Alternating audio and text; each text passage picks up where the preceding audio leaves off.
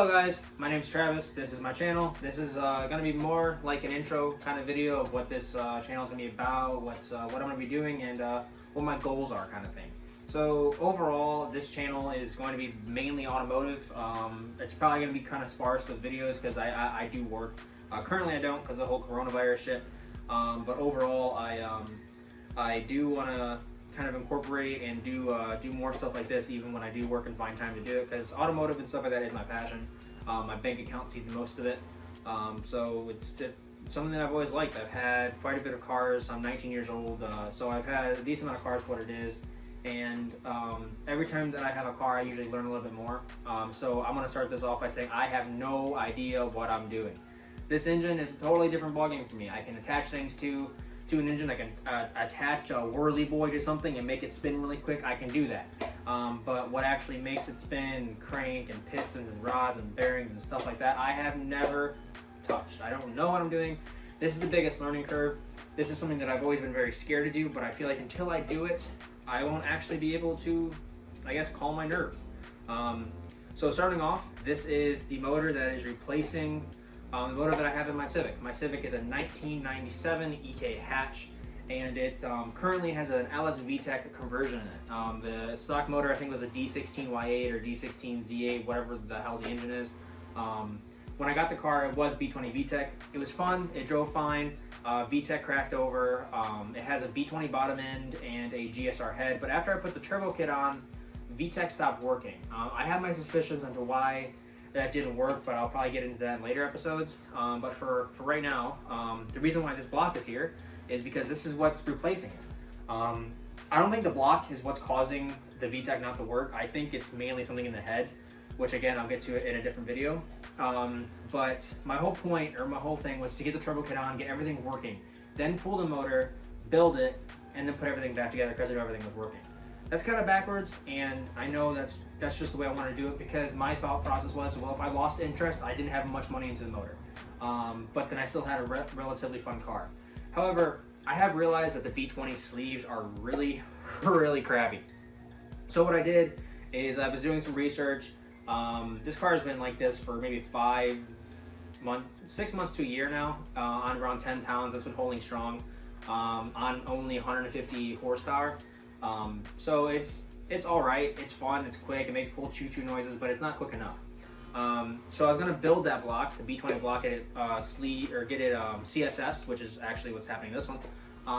But then I realized the B20 block is actually really crappy because the sleeves are so thin, they'll push coolant, and then you can't compress liquid, so it'll trash a head, crack a block, what have you.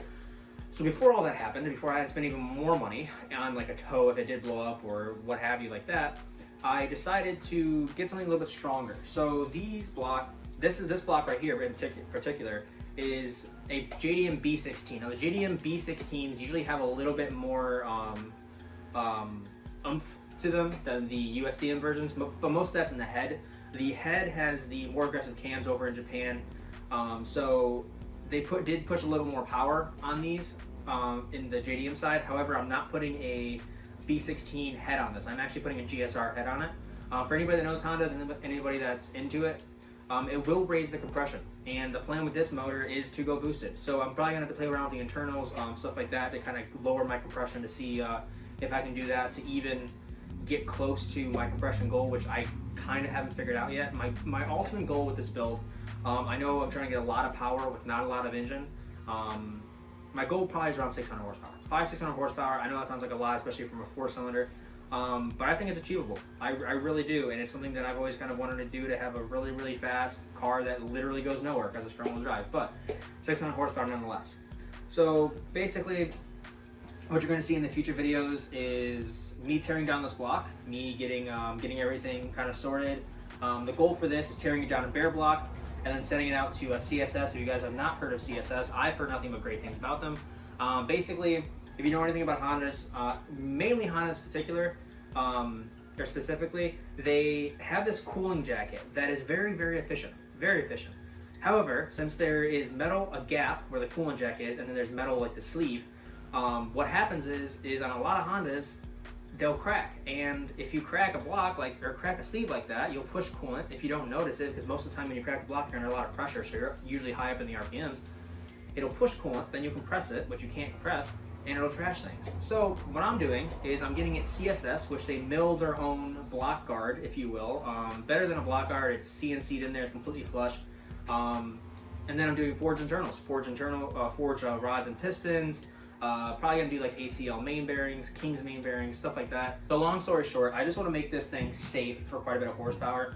I don't know really kind of what specs I'm going to be doing with like turbo and stuff like that, but I don't know. It's like I said, it's all something that I've always wanted to do, and there's a lot of learning curve to it, and it's something that I've been very passionate about so far. So all in all, welcome to my channel. If this is something that you would be interested in watching, and watching me fail, watching me cry, because I'll be doing a lot of that, go ahead and click the subscribe button. Any comments that you have, any suggestions that I should do or shouldn't do when building a block or shouldn't building a block, just let me know with that. And yeah, thank you for checking out my channel, and I'll see you in the next episode where I actually start tearing down this block.